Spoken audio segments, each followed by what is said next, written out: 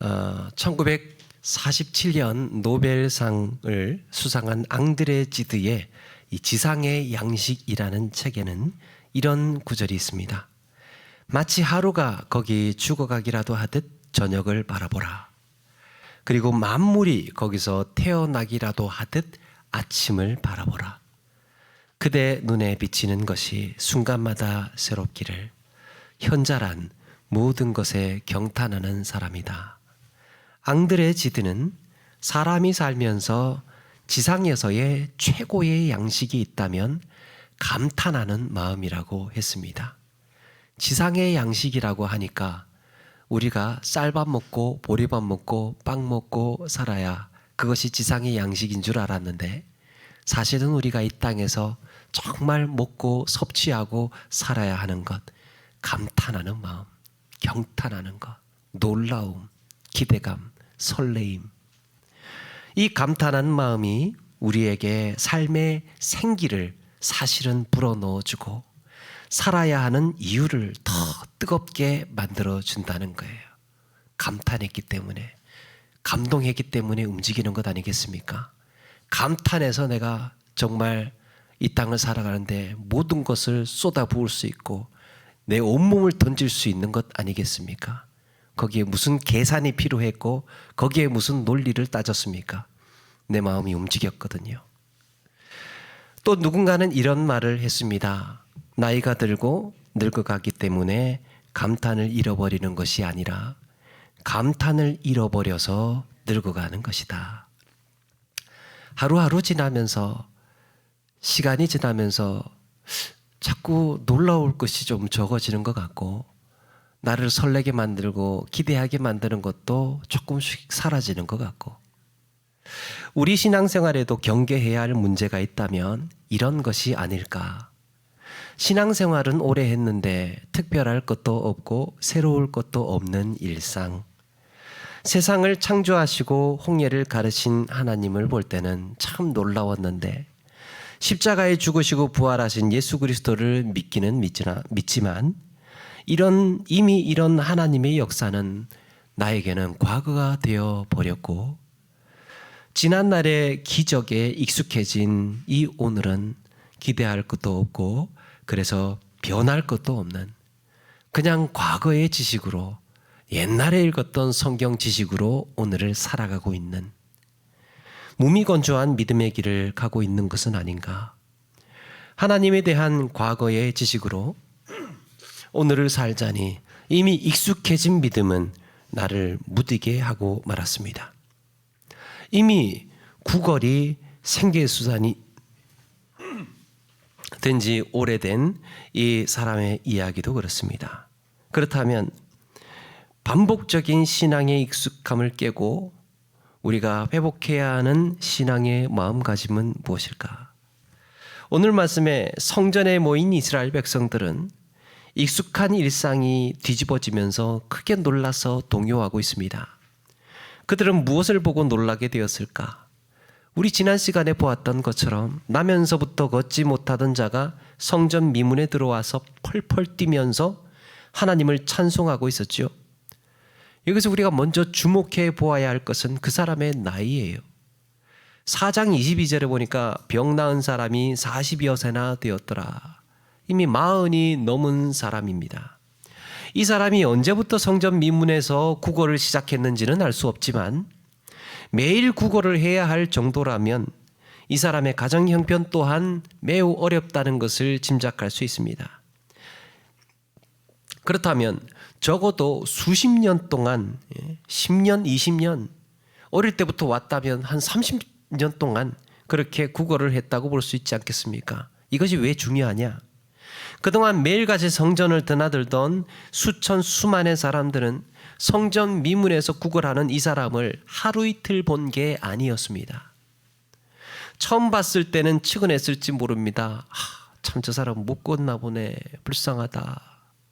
그런데 성전을 드나들 때마다 계속해서 보게 되니까 오늘도 왔네, 오늘도 있네, 이 사람 매일 있는 사람. 그러니까 시간이 지나면서 그러려니 하는 거예요. 매일같이 그 자리에 와 와 있었기에 모르는 사람이 없지만 존재감도 없습니다. 그래서 늘 그 자리에 있었으나 잊혀진 사람이 되어버렸습니다. 그리고 그가 안진뱅이로 구걸하면서 생애를 마감하는 것은 이제 그들에게 기정사실이 되어 있습니다. 저 사람은 그냥 저렇게 살다가 끝나는 걸로. 좀 더 세월이 지난 어느 날 더 이상 그가 나타나지 않는다면 누군가는 생각할지 모릅니다. 아, 그 사람 죽었나 보구나. 다들 그럴 줄 알았어요.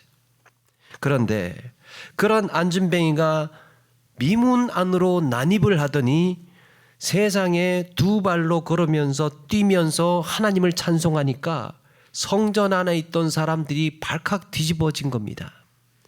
10절에 그가 본래 성전 미문에 앉아 구걸하던 사람인 줄 알고 그에게서 일어난 일로 인하여 심히 놀랍게 여기며 놀라니라. 놀랍게 여기며 놀라니라. 보통 사람이 그랬다면 뭐 그런가 보다 하겠지요. 그런데 성전 안을 휘젓고 다니는 이 사람이 누굽니까? 매일 보던 그 사람이에요. 매일 보던 그 사람. 기도 시간만 되면 미문에 앉아서 구걸하던 그 사람. 절대로 미문을 통해서 들어오지 못하는 안진뱅이가 지금 들어온 겁니다. 성전 안에 있는 사람들은 일어날 수 없는 일이 일어났다는 사실에 순식간에 동요하기 시작합니다. 아니 저 사람이 저기 어떻게 된 거냐고. 지금 우리가 헛것을 보고 있는 것 아니냐고. 기적이 일어난 겁니다. 기적이. 그런데 이 놀라운 사건에서 놀라지 않은 사람이 두 사람이 있습니다. 바로 베드로와 요한이에요. 이들은 기도 시간에 기도를 마치고 나왔는지 아니면 성전에 모인 수많은 사람들이 동요하기 시작하니까 시끄러워서 그 자리를 뜨려고 했는지는 알 수 없으나 아마도 성전 안에 들어가서 이제 들어갔다가 소란이 일어나니까 베드로와 요한이 미문을 통해서 밖으로 나오고 있었던 순간이. 그런데 그때 어떻게 합니까? 11절에 보니까 나은 사람이 베드로와 요한을 붙잡으니, 걷지 못하다가 나은 사람이 베드로와 요한을 그 소란 중에도 그를 붙잡았다는 것은 이 놀라운 기적의 실마리가 베드로와 요한에게 있다는 말이었습니다. 사람들의 이목은 베드로와 요한에게 또다시 집중되기 시작합니다. 성전에 있던 사람들은 이 일이 도대체 어떻게 된 일인지를 그들에게 들어야 했습니다. 성전 안에서 다시 미문을 통해서 나가게 되면 미문 그 바로 맞은편에 솔로몬 행각이 있습니다. 이 행각은 기둥이 이렇게 일직선으로 쭉 나열이 된 복도와 같은 곳입니다. 기둥이 있는 지붕, 벽 없는 지붕. 삽시간에 성전 안에 있던 사람들은 미문 앞 솔로몬 행각으로 쏟아져 나왔고, 성전 바깥에 있던 사람들까지도 막 수천 명씩 그렇게 한 순식간에 모이게 되니까 이게 도대체 무슨 일이냐 그러면서 주변에 있던 사람들까지도 한꺼번에 모여들었습니다. 사람들에게 둘러싸이자 베드로는 이게 이제 어떻게 된 일인지를 해명해야 했습니다. 12절에 베드로가 이것을 보고 백성에게 말하되라고 했는데, 이 말하되라는 단어가 조금 특이합니다. 보통 말하되라는 말로 쓰지 않고 특별히 아포크리노마이라는 말을 써요. 이 말은 이제 어떤 일에 대해서 답변으로 이 경위를 설명을 할 때 쓰는 표현이라고 합니다. 그래서 모든 이목이 집중된 가운데에 이 기적을 설명해 줘야 했던 거예요. 그래서 베드로는 오히려 의외의 반응을 보입니다. 이스라엘 사람들아, 이 일을 왜 놀랍게 여기느냐? 아니 마치 우리에게 이런 능력이 있는 것처럼 왜 우리를 주목하느냐? 우리가 한 것처럼 생각을 하느냐? 지금 나면서 걷지 못하던 이 사람이 하나님을 찬송하면서 뛰어다닌 것을 보지 못하였느냐? 이것은 하나님이 하신 일이다. 이렇게 베드로의 두 번째 설교가 그래서 시작이 되는 거예요. 처음에는 성전 가서 기도하러 갔지 설교하려고 가지는 않았을 것 같습니다. 그런데 어쩌다 보니 나면서 걷지 못하는 사람을 주목하고 그를 일으켜 세우고 나서 이 사람이 막 펄펄 뛰면서 성전을 돌아다니는 바람에 사람들이 집중을 하기 시작했고, 그리고 베드로와 요한을 붙잡으면서 베드로가 설교할 수밖에 없는 상황에 지금 몰리게 된 겁니다. 오늘 3장의 흐름을 보게 되면 앞에 2장과 동일한 패턴으로 흐르고 있는 것을 알 수 있습니다. 사도행전 2장에 성령 강림으로 인해서 급하고 강한 바람 같은 소리와 울림이 예루살렘 사람들을 성령 강림의 현장으로 끌어모으는 역할을 했다면, 성전 미문에 나면서 걷지 못하던 자가 성전 안뜰을 다리면서 휘젓고 다니는 바람에 성전에서 기도하러 왔던 수많은 사람들을 솔로몬 행각으로 모이게 하는 역할을 했습니다. 성령 강림이 이스라엘 사람들을 성령 강림의 현장으로, 기도의 현장으로 끌어들이는 역할을 한 것과 같이 이 안진뱅이가 소동을 일으키는 바람에 사람들이 솔로몬 행각으로 모이게 하는 동기가 되었다는 거죠. 또 성령 강림 사건이 십자가에 죽은 예수 그리스도가 성경에 예언된 그리스도임을 밝히는 기회가 되었다면, 역시 성전 미문에서 안진뱅이가 일어난 사건은 생명의 주이신 예수 그리스도를 증거하는 기회가 되었습니다. 그렇다면 2장의 흐름에서 볼 때 3장도 어떻게 흘러갈지 짐작할 수 있습니다. 사도행전 2장은 성령 강림의 기적이 일어나고 베드로가 첫 번째로 설교하고 3,000명의 예수님을 영접하는 전도로 이어졌습니다. 그러니까 기적, 설교, 전도. 그러니까 3장에도 안진뱅이가 일어나는 기적을 통해서 베드로가 두 번째 설교하고, 그리고 자그마치 5,000명에게 예수님을 전하는 전도로 이어집니다. 기적, 설교, 전도 똑같이. 4장 4절에 보니까 말씀을 들은 사람 중에 믿는 자가 많으니 남자의 수가 약 5,000이나 되었더라. 남자만 5,000명이랍니다. 여러분, 그런데 베드로는 왜 솔로몬 행각에 모인 사람들에게 우리를 주목하느냐라고 했을까? 4장 22절에 보니까 이 일이 이 표적으로라고 했습니다. 이 표적이래요. 여기 표적이 무엇입니까? 표적. 지난번에 기적과 표적의 차이를 말씀드렸죠. 기적은 초자연적인 사건을 가리키는 일이에요. 그런데 표적은 사인. 이 초자연적인 사건으로 끝나지 않고 뭔가를 가리키는 사인으로 기능을 할 때 표적이라고 합니다. 무언가를 가리키는. 가나의 혼인잔치에 예수님께서 물을 포도주로 바꾸신 사건이 예수 그리스도의 피를 가리키는 표적이었다면, 오늘 나면서 걷지 못하던 자가 일어난 이 사건이 무엇을 가리키는 표적입니까? 베드로는 성전 미문에서 죽은 자처럼 살던 그 구걸하던 자에게 나사렛 예수 그리스도의 이름으로 일어나 걸으라라고 선포했습니다. 그리고 그 즉시 일어나서 펄펄 뛰면서 온 성전에서 하나님을 찬양하는 산자의 표적이 되었습니다. 내 이름을 경외하는 너희에게는 공의로운 해가 떠올라서 치료하는 광선을 비추리니 너희가 나아가서 외양간에서 나온 송아지같이 뛰리라. 이 말씀이 이루어진 줄로 믿습니다. 베드로가 선포한 메시지는 간단했습니다. 너희가 빌라도에게 넘겨주어 생명의 주를 죽였도다. 그러나 하나님이 그를 죽은 자 가운데서 다시 살리셨다. 너희들이 죽였고 하나님이 살리셨다. 우리가 이 일의 증인이다. 그게 이날 베드로가 했던 메시지의 요지였어요. 나면서 걷지 못하던 자가 펄펄 뛰면서 하나님을 찬양했던 사건은 바로 예수 그리스도의 십자가와 부활을 가리키는 표적이었던 거예요. 이때 베드로와 요한이 두 사람이라는 점도 주목할 만합니다. 베드로와 요한 두 사람. 성경에서 어떤 일이 일어났을 때, 사건이 벌어졌을 때 증거 능력을 가지려면 증인 두 사람이 필요합니다. 이날 나면서 걷지 못하던 사람을 예수 그리스도의 이름으로 일으켜 걷게 했고, 당신들이 죽인 그 예수 그리스도께서 이와 같이 하나님께서 살리셨다. 오늘 걷지 못하던 자가 일어난 일에 대해서도 우리가 증인이고, 이 표적이 가리키는 실제 예수 그리스도께서 십자가에 죽으셨고 다시 살아나신 그 사건에 대해서도 우리가 이 일의 증인이다 말하고 있습니다.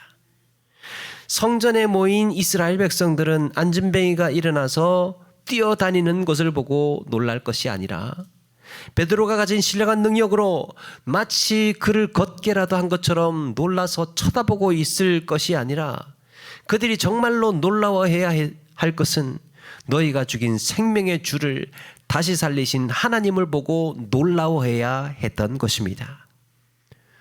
얼마나 놀랍겠습니까? 우리가 죽인 생명의 주가, 우리가 죽인 그가 생명의 주였다니.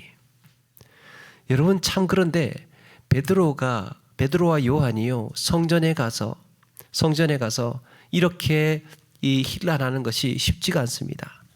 그러면서 베드로는 거기에 모든 사람들에게 뼈를 때리는 책망을 쏟아냅니다. 13절, 너희가 그를 넘겨주고 빌라도가 놓아주기로 결의한 것을 너희가 그 앞에서 거부하였으니, 빌라도가 놓아주기로 결의하고 의지를 가지고 놓아주려고 했다는 거죠. 그런데 이 유대인들이 그걸 거부했다는 겁니다. 너희가 거룩하고 의로운 일을 거부하고 도리어 살인한 사람을 놓아주기를 구하여 생명의 주를 죽였도다. 아직도 모르겠느냐? 너희들이 죽인 거야, 너희들이. 만약에 베드로가 이 안진뱅이가 일어난 기적이 없이, 이 기적 없이 그날 베드로가 그냥 성전에 들어가서 이런 말을 했다면 어떻게 됐겠습니까? 몰매 맞았겠죠. 수천 명한테서. 정신없는 소리 한다고, 당신 지금 무슨 말 하느냐고 여기 들어와서. 그런데 안진뱅이로 알던 그 사람이, 한평생 거기에서 구걸만 하던 사람이 일어나서 뛰면서 성전을 발칵 뒤집어 놓으니까, 그리고 그 모든 이목이 베드로에게 집중이 되니까 베드로의 한마디 한마디가 권능이 있는 겁니다. 그런데 여러분, 이스라엘 백성들이 깨달아야 했던 더 놀라운 사실이 있습니다. 더 놀라운 사실. 베드로가 하나님을 어떻게 소개하고 있습니까? 13절을 보니까 아브라함과 이삭과 야곱의 하나님, 곧 우리 조상의 하나님이 그의 종 예수를 영화롭게 하셨느니라. 우리 조상의 하나님이, 그 옛날의 하나님이 오늘 지금 그의 종 예수를 영화롭게 하셨다는 거예요. 오늘 우리 가운데 역사하셔서 안진뱅이를 일으킨 것처럼 예수님을 그렇게 살리셨다는 겁니다. 아브라함과 이삭과 야곱의 하나님은 지금도 살아계신 하나님을 강조하는 표현입니다. 아브라함 시대에 살던, 아브라함과 함께 역사하시던 그 하나님이 아브라함의 시대가 끝나고 나자 이삭과 함께 하셨고, 이삭의 생애가 끝나니까 또 야곱과 함께 하셨고, 그렇게 이스라엘 온 백성들과 함께 하셨고, 세월이 흐르고 세대가 바뀌면서도 하나님은 변함없이 그때 그 시대에 그 순간에 하나님께서 함께하고 계셨던 거죠. 어쩌면 예수님은 이스라엘 백성들의 기억에서 잊혀져 가고 있었는지 모릅니다. 병자를 치유하고 귀신을 떠나가게 하고 소경에 이 눈을 뜨고 보리떡 5개 물고기 2마리로 5,000명을 먹이신 이런 기적의 역사를 잊어갖고 있었던 것은 아닐까. 이스라엘 백성들에게 하나님께서 행하신 놀라운 기적은 과거가 되어 있었습니다. 옛날에 한때 그런 사람이 있었지. 여러분, 복음이 과거가 되는 순간 놀라움은 무디어지게 되어 있습니다.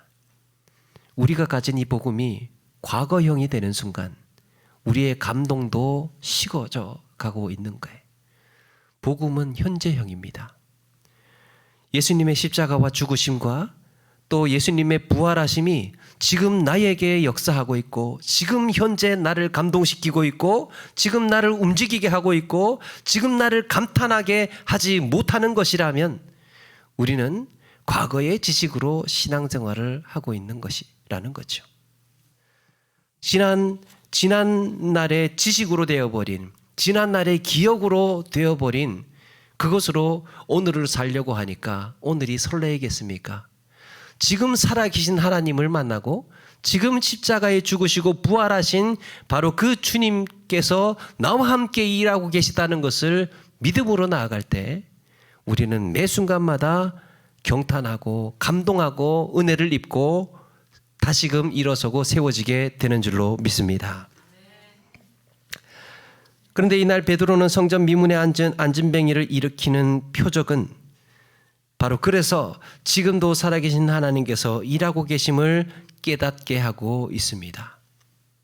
철학자 파스칼은 이런 말을 합니다. 나는 철학자의 하나님이 아니라 아브라함과 이삭과 야곱의 하나님을 만났다. 이것이 무슨 말입니까? 사상 속에, 생각 속에, 지식 속에 고정된 하나님이 아니라 지금도 우리와 함께 하시며 오늘 우리에게 지금 역사하시는 그 하나님을 보라는 거예요. 베드로가 왜 우리를 보느냐, 왜 우리를 주목하느냐라고 했던 이유는 예수 그리스도의 역사가 지난날에 병자를 고치고 소경의 눈을 뜨게 하고 그때만이 아니고 지금 보라고 안진뱅이를, 죽은 사람과 같은 이 안진뱅이를 일으켜 세우고 계시지 않느냐. 예수 그리스도의 이름으로 말미암아 이런 일이 벌어지고 있지 않느냐. 바로 지금 살아서 역사하시는 하나님을 보라는 겁니다. 우리를 보지 말고. 이것을 입증하는 사건이 바로 안진뱅이가 일어난 사건이었던 거예요. 여러분, 이런 점에서 예수 그리스도의 이름으로 그가 예수 그리스도의 이름으로 걷게 된 거였다면 안진뱅이를 볼 것이 아니라 바로 지금도 능력으로 역사하고 계시는 예수 그리스도를 바라보아야 하는 줄로 믿습니다. 사랑하는 여러분, 그러고 보니까 우리 하나님은 바로 이 날을 위해서 나면서 걷지 못하던 자를 준비시키고 계셨습니다.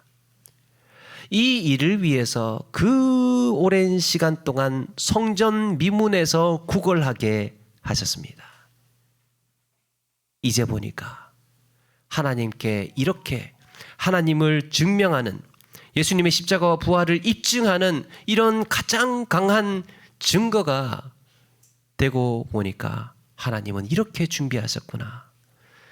여러분, 어쩌면 안진뱅이는 하루에도 수십 번, 수백 번씩 이런 생각을 하고 있었는지 모릅니다. 내가 이렇게 살아서 뭐해? 이게 사는 거야. 남들보다 잘 살지는 못해도, 남들보다 성공하지는 못해도 남들처럼은 살아야 될 거 아니냐. 세상에 걷지도 못하고 누가 둘러매고 다녀야 되는 이런 짐짝 같은 인생. 맨날 구걸이나 하고 사람들한테 아쉬운 소리나 하는 게 일상이 되어버린 비참한 인생. 이게 지금 사는 건가? 사는 것도 지긋지긋하다. 여러분, 그런 생각하지 않았겠습니까? 나면서부터 걷지 못하는 것도 억울한데 심지어는 남들한테 아쉬운 소리하고 구걸해야 됩니다. 이런 거 좋아하는 사람이 어디 있겠습니까? 매 순간순간마다 정말 죽고 싶은 마음일 거예요. 그래, 나는 처음부터 쓸모없는 인생이었어. 나는 왜 이렇게 태어났을까? 이것이 미문 곁에서 구걸하던 사람의 마음이 아니었겠습니까? 그러나 하나님께 쓰임받는 인생임을 깨달았을 때 그는 예수 그리스도의 부활을 입증하는 강력한 표적이 된 줄로 믿습니다. 사람들이 거들떠도 안 보는 그 사람을 주목을 하면서 도대체 이게 무슨 일이 벌어진 건지 그를 주목하였던 거예요. 우리의 현실을 보면 우리의 지금 살아가는 상황을 보면 참 그 사람의 현실을 보면 그의 인생은 참 한심하고 비참하기 짝이 없어. 불쌍한 인생이었지만 하나님의 손에 준비되어 온 삶이라는 것을 깨달았을 때, 하나님의 손에 준비되어 온 삶이라는 걸 깨달았을 때 그는 생명의 주를 가리키는 이정표가 되었습니다. 그의 말과 그의 행동과 그의 춤과 그의 모든 온몸이 하나님을 가리키고 있었던 거예요. 사랑하는 여러분, 우리가 바라보아야 하는 놀라움이란 무엇입니까? 지금도 살아계신 하나님께서 나의 인생을 위대하고 아름답게 사용하신다는 거예요. 우리가 이것을 믿어야 지금도 살아계신 하나님께서 우리의 인생을 아름답고 위대하게 사용하신다는 것을 믿고 놀라워해야 하는 겁니다. 우리에게 익숙한 복음이 아니에요. 우리가 알고 있는 복음이 아닙니다. 5년 전에 10년 전에 읽었던 옛날에 주일학교에서 배웠던 그 복음이 아니라 바로 오늘 나를 새롭게 하고 나를 변화시키고 나를 살아갈 이유가 되는 이 놀라운 복음이어야 할 줄로 믿습니다. 복음은 지금 나에게 역사하는 거예요. 지금 나를 변화시키고 지금 나를 감동시키고 지금 나를 움직이게 하는 것입니다. 옛날에 다 했어. 그거 할 만큼 했어. 배울 만큼 배웠고, 나는 지금 오랜 신앙생활 하다 보니까 다 했어. 지금은 이제 뭘 하고 있는 겁니까? 아무것도 하지 않는. 그게 문제라는 겁니다. 나를 더 이상 감동시키지 못하는 지루한 복음이 되어서 나를 경탄하지 못하게 만드는 이런 영적인 나이가 들게 만들어서 그렇게 우리를 움직이지 않는 삶으로 만들어가고 있다는 거예요. 철학을 전공했는데 철학하지 않는 사람이 있답니다. 철학 전공했는데 철학을 철학적으로 살지 않아요. 시를 전공했는데 그 사람의 인생은 시가 아니에요. 시처럼 살지 않는 사람이 있습니다. 믿음을 가졌지만 믿음의 역사가 나타나지 않는 사람이 있습니다. 믿음을 가졌지만 믿음으로 행하지 않는 사람이 있습니다. 모든 순간이 하나님이 일하시는 순간임을 잊어버리고 더 이상 놀라워하지 않기 때문이에요. 여러분, 우리의 삶의 주변은 하나님의 신비로 가득 채워져 있고 우리의 삶의 모든 환경은 하나님의 경이로움으로 장악하고 있는 줄로 믿습니다. 하나님께서 지금 나와 함께 일하고 계시는 거예요. 하나님이 아니었으면 안준뱅이는 정말 한평생 그냥 그렇게 40년이 넘게 비참한 인생으로 살았을 것인데, 하나님께서 그를 그렇게 준비하고 계셨다는 것을 안 순간 그의 인생의 의미는 180도가 달라졌습니다. 완전히 다른 새로운 삶을 살았던 거예요. 지혜로운 사람이란 모든 것에 경탄하는 사람이라고 했던 것처럼 우리 그리스도인 역시 모든 순간을 하나님의 은혜에 감동하고 작은 일에도 감사하는 삶이어야 할 줄로 믿습니다. 하나님께서 나와 함께 하시는구나. 하나님께서 나에게 이런 은혜를 주시는구나. 이걸 우리가 매 순간 하나님과 교감하는 가운데에 복음의 감격과 또 경탄을 매일 느끼며 살아야 살아있는 신자로서 살 수 있다는 거예요. 말씀을 마칩니다. 하나님의 손에 쓰임받는 인생 중에는 불행한 인생이 없고 의미 없는 삶이 없어요. 하나님의 손에 쓰임받는 인생이라면 의미 없는 삶이 없어요. 우리의 형편과 처지가 중요한 것이 아닙니다. 내가 내 삶의 형편이 어떻고 내 건강이 어떻고 내 나이가 어떻고 이런 것이 중요한 것이 아니라 어떤 형편과 처지에서도 하나님께서 들어 쓰실 때 우리는 하나님을 가리키는 예수 그리스도의 십자가와 부활을 가리키는 표지가 될 수 있다는 겁니다.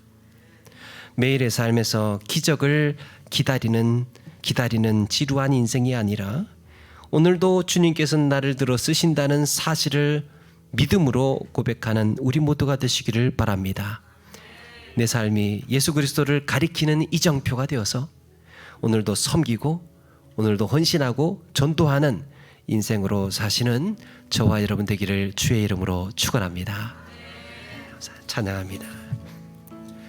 님의 사랑을 사모하는 자, 하나님의 평안을 바라보는 자, 너의 모든 것 창조하신 우리 주님이 너를 얼마나 사랑하시는지 하나님께 찬양과 경배하는 자, 하나님의 선하심을 닮아가는 자, 너의 모든 것 창조하신 우리 주님이 너를 자녀 삼으셨네.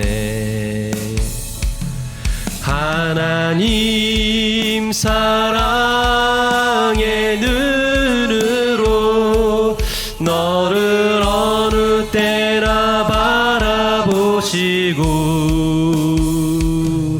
하나님 인자한 귀로서 언제나 너에게 기울이시니 어두움에 밝은 빛을 비춰주시고 너의 작은 신음에도 응답하시니 너는 어느 곳에 있든지 주를 향하고 주만 바라보지라. 하나님의 사랑을 하나님의 우리 찬양하면서 준비한 예물 드리겠습니다. 하나님의 평안을 바라보는 자, 너의 모든 것 창조하신 우리 주님이 너를 얼마나 사랑하시는지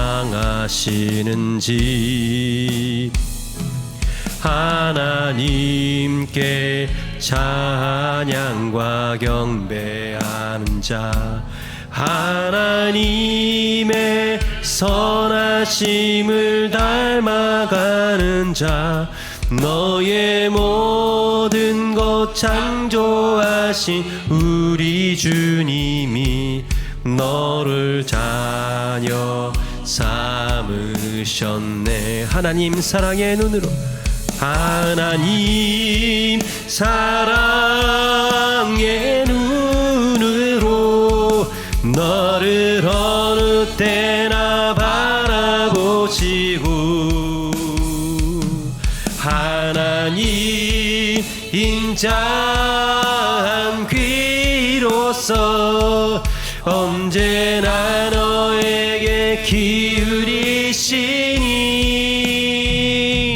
어두움에 밝은 빛을 비춰주시고 너의 작은 신음에도 응답하시니 너는 어느 곳에 있는지 주를 향하고 주만 바라볼지라. 아멘.